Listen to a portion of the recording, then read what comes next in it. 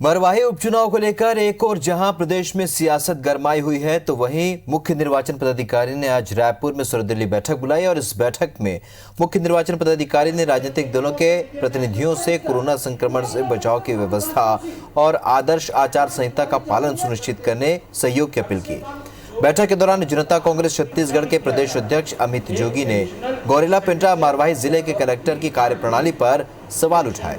उन्होंने कहा कि कलेक्टर डोमन सिंह कांग्रेस के जिला अध्यक्ष के रूप में काम कर रहे हैं। अमित जोगी ने निष्पक्ष चुनाव के लिए कलेक्टर को हटाकर उस दूसरे आईएएस अधिकारी की नियुक्ति की मांग की। उन्होंने ये भी मांग की है कि रिजर्व पुलिस फोर्स की निगरानी में चुनाव कराया जाए। अमित जोगी के इस आरोप से बैठक में मौजूद कांग्रेस प्रतिनिधियों ने इनकार किया। हालांकि बीजेपी नेता और पूर्व मंत्री बृजमोहन अग्रवाल ने गौरेला पेंड्रा मरवाही के कलेक्टर को हटाए जाने की अमित जोगी की मांग का समर्थन किया। उन्होंने कहा कि अगर विपक्षी दल को इस बात की आशंका है कि वहां पर निष्पक्ष चुनाव नहीं हो सकता, तो ऐसे हालात में जिम्मेदार अधिकारी को हटाया जाना चाहिए। इधर कांग्रेस संचार प्रमुख शैलेश नितिन त्रिवेदी का कहना है कि कांग्रेस मरवाही में विकास चाहती है, लेकिन भाजपा और उनकी बी टीम ने 15 सालों तक मरवाही का विकास रोक के रखा।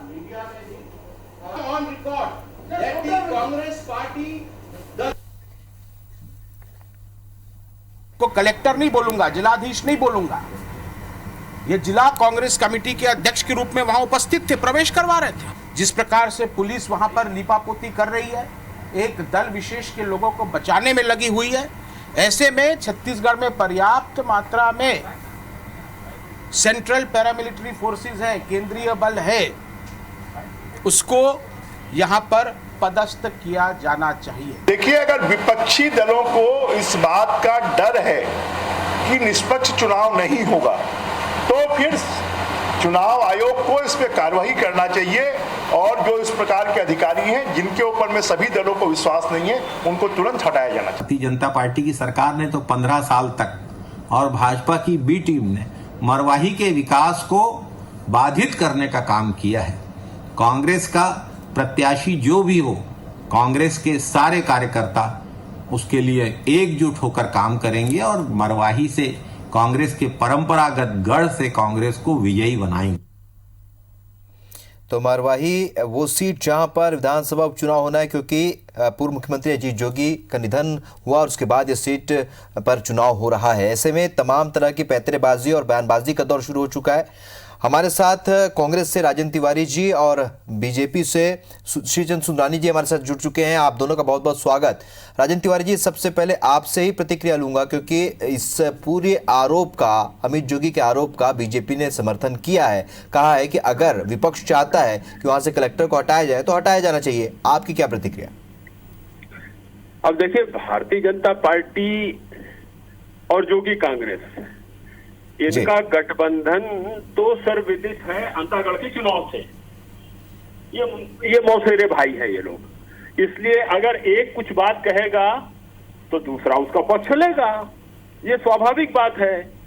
और ये दोनों जो मिल करके राजनीति करते हैं, अगर आपको अंतर्विरोध या लड़ाई दिखाई देगा तो नूरा की पुष्टि रहती है जी। मिले हुए दोनों एक हैं।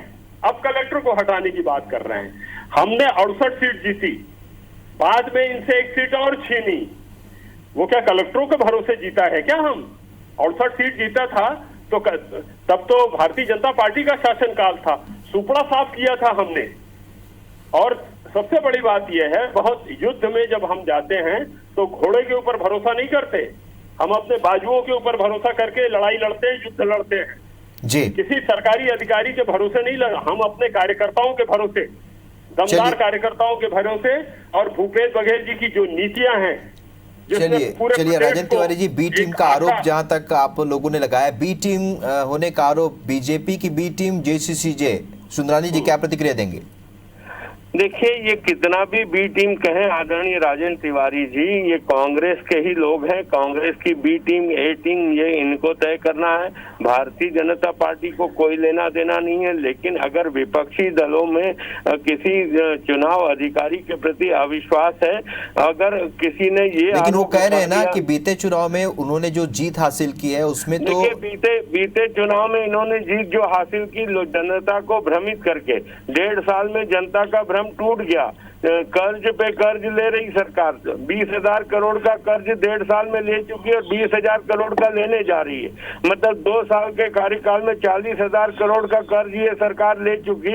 उसके बाद प्रदेश में विकास की बात करने वाले क्या विकास करेंगे? इन्होंने क्या किया 2 साल में? पौने 2 साल में विकास, एक विकास का काम नहीं किया। माननीय बृजमोहन अग्रवाल जी ने जो स्टेटमेंट दिया है वो सही है, और जिस प्रकार से वहाँ पे आरोप एक विपक्षी उम्मीदवार लगा रहे हैं। तो कांग्रेस ने तो मारवाही के विकास का मुद्दा भी उठाया। मारवाही में भी विकास तो मारवाही का क्या करेंगे? इन्होंने पूरे प्रदेश में विकास की धनिया बो दिया। पूरा विकास नहीं हो रहा है, एक पुल पुलिया का निर्माण नहीं हो रहा है, सड़क नहीं हो रही।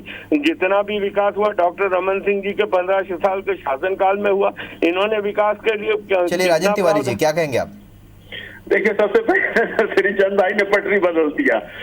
बात हो रही मरवाही की, अब उन्होंने कहा कर्जे की बात, तो वहां से चालू करता हूं मैं। कर्ज तो भैया आप लोगों ने लेकर के रखा था 43,000 करोड़ रुपए का। और किसके लिए कर्ज लिया था आदरणीय राजन भैया? 15 साल हमने सरकार चलाई। किसके लिए कर्ज लिया था? मोबाइल बांटने के लिए, चाइनीज मोबाइल बांटने के लिए, जो 4-4 दिन में फूटने लग गए थे। अच्छा, स्काई बात के लिए कर्ज लिया, मोबाइल बांटे और कितना भुगतान? आपने एक्सप्रेस हाईवे के लिए 400 करोड़ का कर्ज लिया, और पूरे आरडीए को और पूरे गृह निर्माण सोसाइटी को पूरी तरह से कर्ज में डुबो करके रखा। हम जो कर्ज ले रहे हैं किसानों के लिए ले रहे हैं, मजदूरों के लिए ले रहे हैं। किसानों का कर्ज आपको 2500 रुपए, 2500 रुपए किसानों को समर्थन मूल्य मिले। और आपकी सरकार ने अभी जो 3 बिल लाया है ना, इसमें तो आप ये कोरोना हट जाने दीजिए श्रीचंद भाई, आप लोगों का निकलना मुश्किल कर देंगे। कुछ भी बोले, ये किसानों के निकलना मुश्किल कर देंगे छत्तीसगढ़ के किसान। जब उनका समर्थन विषय ये है कि कलेक्टर को हटाने की मांग जहां तक उठी है राजेंद्र तिवारी जी, उस पर एक अंतिम आपसे प्रतिक्रिया। मैंने तो कहा कि हम जिला अधिकारियों के भरोसे नहीं, अपने कार्यकर्ताओं के दम पर।